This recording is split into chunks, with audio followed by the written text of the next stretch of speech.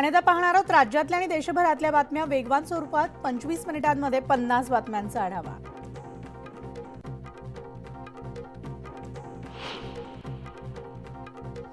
मराठवाड्यामधील 3 जिल्ह्यांमध्ये सकाळी 7:15च्या दरम्यान सौम्य भूकंपाचे धक्के जाणवले, तर हिंगोलीच्या 5 तालुक्यामध्ये, नांदेडच्या अर्धापूर तालुक्यात, वाशिम जिल्ह्याच्या रिसोड वाशिम तालुक्यामध्ये भूकंपाचे धक्के जाणवले। सुदैवाने कोणतीही जीवित वा वित्तहानी झालेली नाही, तर मात्र नागरिकांमध्ये भीतीचं वातावरण आहे। ठाणे, रत्नागिरी, रायगड आणि सिंधुदुर्ग, पुणे, सातारा या जिल्ह्यांमध्ये आज मुसळधार पावसाचा अंदाज व्यक्त करण्यात आलाय। त्यासोबतच जालना, परभणी, हिंगोली, चंद्रपूर आणि गडचिरोली या भागांमध्ये सुद्धा वादळी वाऱ्यासह पावसाचा इशारा कायम आहे।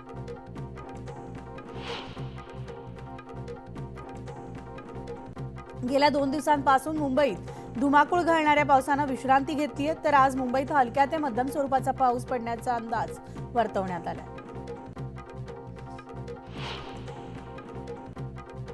रत्नागिरी जिल्ह्यामध्ये कोसळणाऱ्या अतिमुसळधार पावसामुळे मंडणगड बाणकोट रस्त्यावरील तुळशी घाटात दरड कोसळण्याचं सत्र सुरू आहे। मंडणगड ते अंबडवे दरम्यान राष्ट्रीय महामार्गाचं काम करण्यात आलंय आणि या कामामुळे दरड कोसळत असून हा रस्ता वाहतुकीसाठी बंद करण्यात आलाय।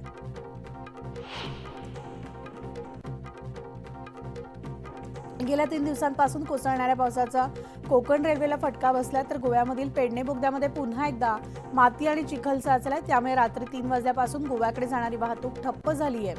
कोकण रेल्वेकडून 9 ट्रेन सुद्धा रद्द करण्यात आल्यात। वंदे भारत एक्सप्रेस, जनशताब्दी एक्सप्रेस, मांडवी आणि मंगळुरू एक्सप्रेस रद्द करण्यात आल्या। गेल्या 3 दिवसांपासून पश्चिम विदर्भामध्ये जोरदार पाऊस सुरू आहे, तर या पावसामुळे 193 घरांची पडझड झाली आहे। पुरात बुडून एकाचा तर घराची भिंत पडून दोघांचा मृत्यू झाला आणि 22 जनावरं सुद्धा दगावली आहेत। गोंदिया जिल्ह्यामध्ये रात्रीच्या सुमारास वादळी वाऱ्यासह अनेक ठिकाणी मुसळधार पावसाच्या सरी बरसल्यात। त्यामुळे आता नागरिकांना उकाड्यापासून मोठा दिलासा मिळालाय। पावसामुळे शेतकऱ्यांच्या पेरणीला सुद्धा आता वेग येणार।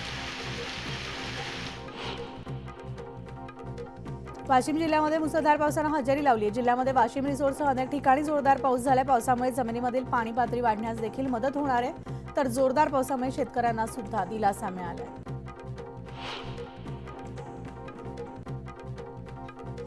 पुणे मुंबई लोहमार्गावरील निसर्ग सध्या प्रवाशांच्या डोळ्यांचं पारणं फेडतोय, तर येथील दरी, हिरवीगार झाडी आणि धुक्याचं साम्राज्य हरवून गेलेत, तर त्यातूनच पांढऱ्या शुभ्र धबधब्यांचं होणारं दर्शन अतिशय विलोभनीय आहे। मराठवाड्यामध्ये 8 जिल्ह्यांमधील 28 मंडळांमध्ये अतिवृष्टी झाली आहे। सर्वाधिक पाऊस हिंगोली जिल्ह्यात, तर सगळ्यात कमी पाऊस हा नांदेड जिल्ह्यात बरसलाय। मराठवाड्यामधील पाणीसाठा केवळ 13.80% असल्यामुळे सगळ्या प्रकल्पांना अजूनही मोठ्या पावसाची प्रतीक्षा आहे। राज्यात गेल्या आठवड्याभरामध्ये झालेल्या दमदार पावसामुळे धरणाच्या पाणीसाठ्यात चांगली वाढ झाली आहे। धरणामध्ये 8 दिवसात 68.24 टीएमसीनं पाणीसाठा वाढलाय आणि राज्यामधील एकूण उपयुक्त पाणीसाठा हा 26.61% पोहोचलाय। राज्यामध्ये ठिकठिकाणी पावसानं हजेरी लावली आहे। पाऊस सुरू असल्यामुळे भाजीपाल्याची आवक सुद्धा कमी झाली, त्यामुळे भाजीपाल्याच्या दरात वाढ झाली। टोमॅटोचा दर हा 80 ते 100 रुपये किलो, तर हिरवी मिरचीचा दर 100 रुपयांवर गेलाय आणि पालेभाज्यांच्या किमतीमध्ये सुद्धा वाढ झाली आहे। वर्धा जिल्ह्यामध्ये सिकल सेलचे 1192 रुग्ण आढळल्यामुळे आरोग्य विभाग अलर्ट मोडवर आला, तर सिकल सेल हा अनुवंशिक आजार असून जिल्ह्यामध्ये 14,762 सिकल सेलचे वाहक आढळले। तर मुंबईमधील मध्य पश्चिम हार्बर रेल्वेवरील 8 स्थानकांच्या नामांतराचा ठराव विधिमंडळाच्या दोन्ही सभागृहात संमत करण्यात आला आणि नावं बदलण्याची शिफारस राज्य सरकारनं केंद्राकडे केली आहे।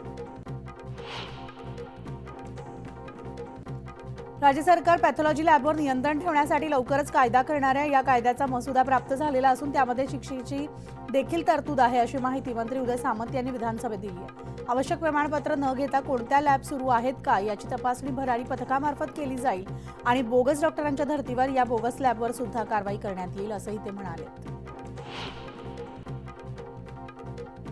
मुंबई महानगरपालिकेचा महत्त्वाकांक्षी प्रकल्प असलेला कोस्टल रोड प्रकल्प 10% अधिक पूर्ण झालाय, तर आता वांद्रे सिलिंगच्या आधी असणारा हाजी अली ते खान अब्दुल गफार खान मार्गापर्यंतचा 3.5 किलोमीटरचा मार्ग वाहतुकीसाठी तयार असून तो देखील खुला करण्यात येणार आहे। त्यामुळे आता मुंबईकरांना मरीन ड्राईव्ह ते वरळीपर्यंतचा थेट प्रवास शक्य होणार आहे। पंतप्रधान नरेंद्र मोदी येत्या 13 जुलैला मुंबईमध्ये येत आहेत आणि त्यांच्या हस्ते मुंबई महानगरपालिकेच्या गोरेगाव मुलुंड जोडरस्ता प्रकल्पामधील बोगद्याचं भूमिपूजन करण्यात येणार आहे। आणि या बोगद्याच्या भूमिपूजनामुळे गेल्या काही वर्षांपासून रखडलेला गोरेगाव मुलुंड जोडरस्ता हा प्रकल्पाच्या कामाला आता वेग येणार आहे। मुंबईमध्ये मध्यरात्री झालेल्या मुसळधार पावसामुळे काही रस्त्यांवर खड्डे पडण्याची शक्यता निर्माण झाली आणि या पार्श्वभूमीवर 227 प्रभागांमधील दुय्यम अभियंत्यांना नेमून दिलेली क्षेत्रात दौरे करून खड्डे शोधावेत आणि खड्डे छोटे असतानाच ते भरावेत। पावसाची उघडीप मिळताच खड्डे बुजवण्याची मोहीम हाती घेत रस्ते सुव्यवस्थित ठेवावेत असे स्पष्ट निर्देश अतिरिक्त आयुक्त अभिजित बांगर यांनी दिले। नवी मुंबई महानगरपालिकेमध्ये समाविष्ट केलेल्या कल्याणमधील 14 गावांचा विकास करण्यासाठी आता आराखडा तयार करण्याचे काम प्रशासनाने सुरू केले आणि या विभागासाठी कार्यकारी अभियंत्यांची नियुक्ती केली आहे। तर नवीन समाविष्ट परिसरामध्ये काय सुविधा पुरवणं आवश्यक आहे, त्यासाठी होणारा खर्च यांचा सविस्तर आराखडा तयार करून तो प्रशासनाला पाठवला जाणार आहे।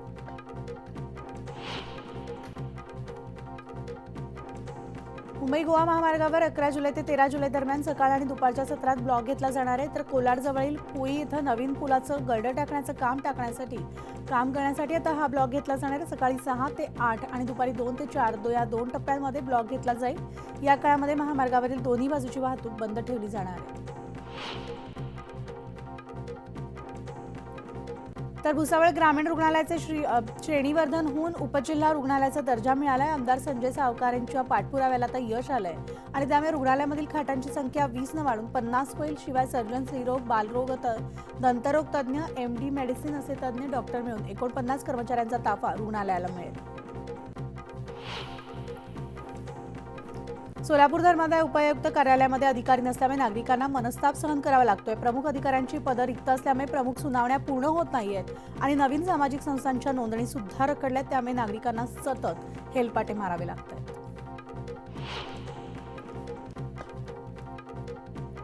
लोकसभा निवडणुकीमध्ये नागपूरमध्ये कमी मतदान झाल्यामुळे मोठ्या फ्लॅट स्कीममध्ये मतदान केंद्राचा प्रस्ताव देण्यात आलाय। तर विधानसभा निवडणुकीमध्ये मतदान टक्का वाढवण्यासाठी 200 सदनिका असलेल्या इमारतीमध्ये स्वतंत्र मतदान केंद्र सुरू करण्याचा प्रस्ताव देण्यात आलाय। नागपूर जिल्हाधिकारी आणि जिल्हा निवडणूक अधिकारी डॉक्टर विपिन इटनकर यांनी या संदर्भात माहिती दिली आहे। छत्रपती संभाजीनगर महापालिका आयुक्त जी श्रीकांत यांची या संकल्पनेमधून 13 आणि 14 ऑगस्टला आंतरराष्ट्रीय पाणी परिषदेचं त्यांनी आयोजन करण्यात आलेलं आहे। यामध्ये अत्याधुनिक तंत्रज्ञानाचा वापर करत पाणीपुरवठा, पाण्याचा पुनर्वापर, ड्रेनेज पाण्याचं नियोजन आणि पाण्याच्या स्रोताचं पुनरुज्जीवन या विषयावर सक्सेस स्टोरीज दाखवण्यात येणार आहे। वर्ध्यामधल्या 521 ग्रामपंचायतींपैकी जानेवारी 301 ग्रामपंचायतींची मुदत संपली। त्यामुळे गावांचं प्रशासकीय कामकाज सुरळीत चालावं यासाठी शासनाच्या निर्देशानुसार प्रशासकांची नियुक्ती करण्यात आली आहे।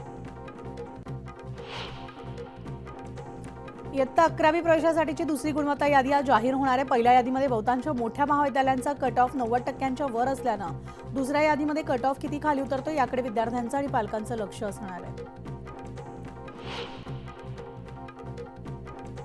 पॉलिटेक्निकच्या प्रवेश प्रक्रियेसाठी आतापर्यंत सुमारे 1,47,000 उमेदवारांनी नोंदणी केली आहे। त्यापैकी 1,17,500 उमेदवारांनी अर्ज निश्चित केला आहे आणि बरेचसे विद्यार्थी आजही प्रमाणपत्राअभावी अर्ज निश्चित करत नसल्यानं प्रवेशासाठी अर्ज करण्यास 18 जुलैपर्यंतची अखेरची मुदतवाढ देण्यात आली आहे। मुंबई विद्यापीठामधील वाणिज्य आणि व्यवस्थापन, विज्ञान, तंत्रज्ञान, मानव विज्ञान, आंतरविद्याशाखीय आणि 4 या शाखांमधील अधिष्ठाता पदांची पदांची 2 ते 2.5 वर्षांपासून भरती झालेलीच नव्हती। मात्र आता या 4 शाखांमधील अधिष्ठाता पदांचं एकूण 152 पदांसाठी भरती प्रक्रिया सुरू झाली आहे। उमेदवारांना 7 ऑगस्टपर्यंत अर्ज दाखल करता येणार आहे। मुख्यमंत्री एकनाथ शिंदे आज दिल्ली दौऱ्यावर आहेत। महाराष्ट्राला 2024 सर्वोत्कृष्ट कृषी राज्य पुरस्कार जाहीर झालाय। नवी दिल्लीमध्ये आज होणाऱ्या पुरस्कार सोहळ्यामध्ये मुख्यमंत्री एकनाथ शिंदे हा पुरस्कार स्वीकारणार आहेत।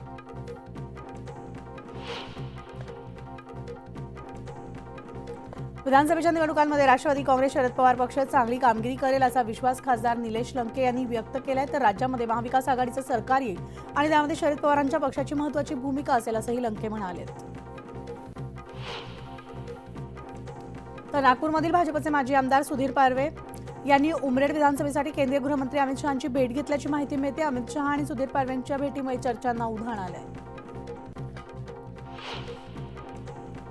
मराठा आरक्षण प्रकरणी हालचालींना आता वेग आलाय। शिंदे समितीचे 8 सदस्य हैदराबाद इथे गेले असल्याची माहिती मिळते। तज्ञ मंडळी आणि या दस्तावेजाचा अभ्यास करून काही फायदा होतोय का याची पडताळणी करणार आहेत।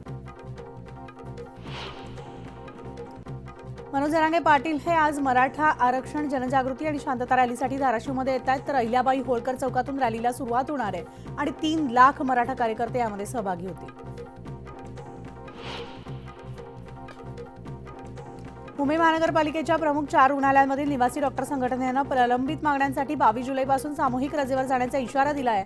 तर गेले अनेक महिने निवासी डॉक्टर संघटना मागण्या पूर्ण करण्यासाठी प्रशासनाकडे पाठपुरावे करतात, मात्र त्याला यश न आल्यानं अखेर त्यांनी सामूहिक रजेवर जाण्याचा निर्णय घेतलाय।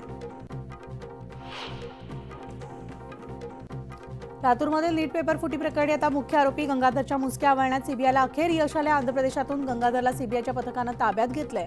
तर आरोपी गंगाधरला लातूरच्या न्यायालयात हजर केलं असता न्यायालयानं गंगाधरला 2 दिवसांची सीबीआय कोठडी देण्याचे आदेश दिले। तर बुलढाण्यामधल्या चिखली तालुक्यामध्ये वाढदिवसाच्या दिवशी एका तरुणाचा साप चावून मृत्यू झालाय। मित्राचा वाढदिवस थरारक पद्धतीने साजरा करण्यासाठी तरुणांनी त्याला घराबाहेर नेलं आणि त्याच्या हाती विषारी साप दिला, मात्र सर्पदंशामुळे त्याची प्रकृती खालावली आणि त्याचा मृत्यू झालाय। छत्रपती संभाजीनगर महानगरपालिकेनं 2 बांधकाम व्यावसायिकांकडून 5,000 रुपये दंड वसूल करण्यात आलेला आहे। 5 लाख रुपये दंड वसूल करण्यात आला। तर ग्रीन नेट न लावणं आणि रस्त्यावर बांधकाम साहित्य टाकून रहदारीमध्ये अडथळा निर्माण करणं या कारणासाठी प्रशासक जी श्रीकांत यांच्या आदेशानुसार ही कारवाई करण्यात आली आहे।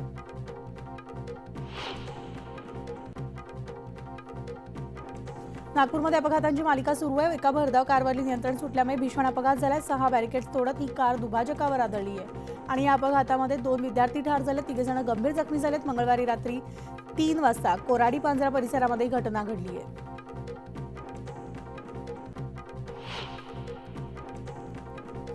उन्हामध्ये डबल डेकर बस दूध कंटेनरला धडकल्यामुळे भीषण अपघात झाल्याची घटना घडली। अपघातामध्ये 18 जणांचा जागीच मृत्यू झाला आणि 30 पेक्षा जास्त प्रवासी जखमी झाले आहेत। लखनौ आग्रा महामार्गावर हा अपघात झालाय। तर पोलीस आणि अग्निशमन दलाकडून बचाव कार्य या ठिकाणी सुरू आहे।